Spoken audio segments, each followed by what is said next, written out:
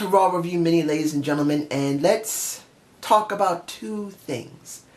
The first one's Nia Jax. My nose was running pretty bad earlier. Ladies and gentlemen, when you look at Nia Jax, you see a woman that has great size, who has great speed, great power, and great potential to be a very good performer. But you also see the glaring weakness of her is that she's not ready.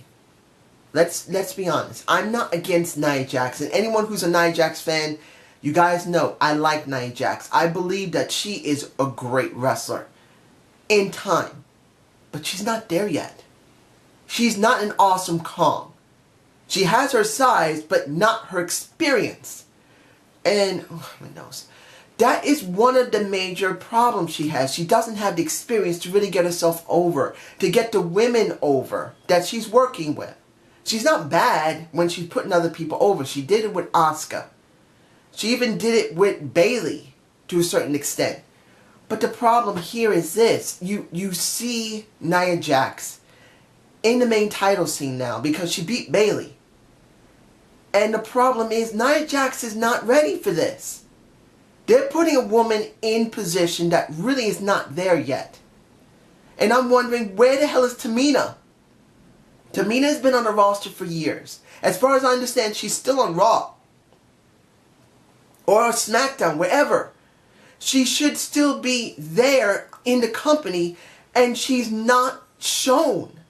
Why can't she be put onto the main roster of Raw and help out a Nia Jax? She is not ready for this. They're putting her in there because they feel that the three-way dance or the triple threat is not enough for Raw. And because SmackDown is putting every woman on the roster, now they want to put everyone on Raw on that roster in their fatal four-way. And I feel like it's a waste with Nia Jax. It is. It is a total waste. You could have done this with Bayley and Sasha Banks if you built them properly. And I do not see Sasha Banks built properly because she has jobbed almost every pay-per-view she's been on. I don't see this with Bayley because they gave her a very generic character.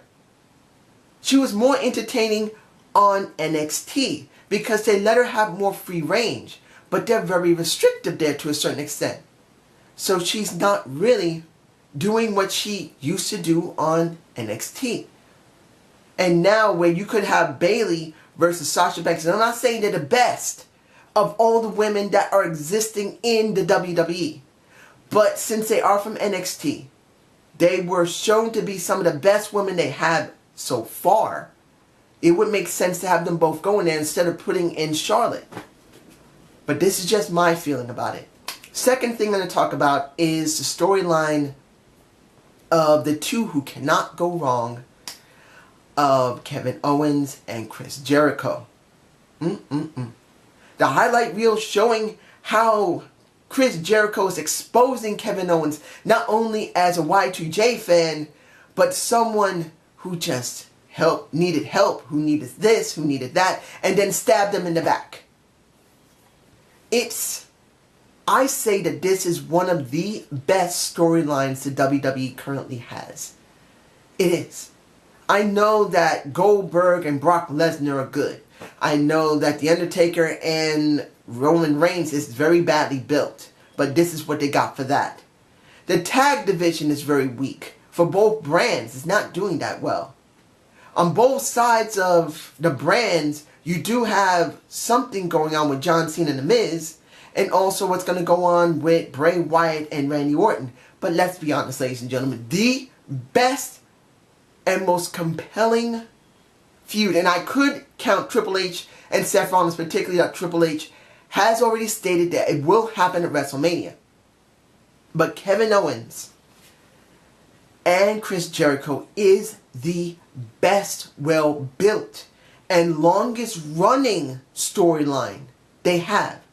Because when Seth Rollins had to go out because of his knee injury, it was Kevin Owens who had to pick up the slack. And between all that time, there has been no other storyline that has been as well built. And I know when Seth Rollins came back, and then they finally turned him face, and they're going after Triple H, and you could say that's the best one, Honestly, it's not. It's second best. And then Brock Lesnar and Goldberg is third best. As much as you want to say that they are it, it's just not in the same category as Kevin Owens and Chris Jericho. You saw, and I want to say this about the Brooklyn crowd, and I am in the Bronx, and I love me New York. But why? Why did you go, this is awesome, then you say, we are here, and then JBL, and CM Punk? Why? It just makes you look dumb. There's no more need to act like that. There's no more need to act like you have control of the show. Every time when the crowds anywhere does this, and then seeing Brooklyn do it, it just makes them look stupid. Because the show is very important. When it came to Bayley and Nia Jax, they were acting stupid during that match, and it wasn't a bad match. It wasn't great, it wasn't bad. I just wish they wouldn't do that.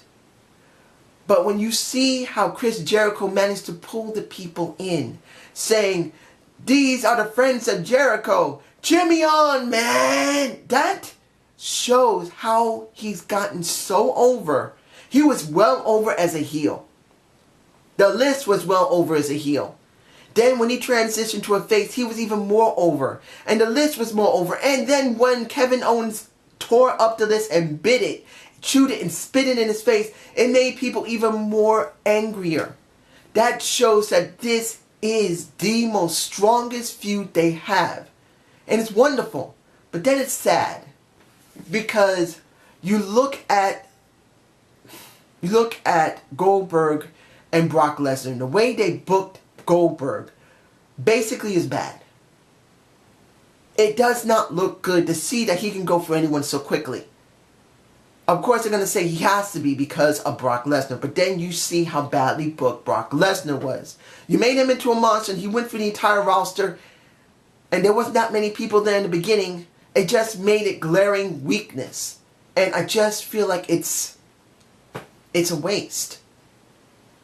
But this is just my point of view.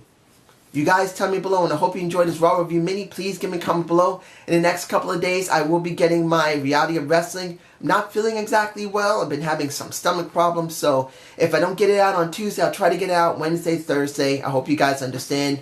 Have a good day. Have a good night. Peace.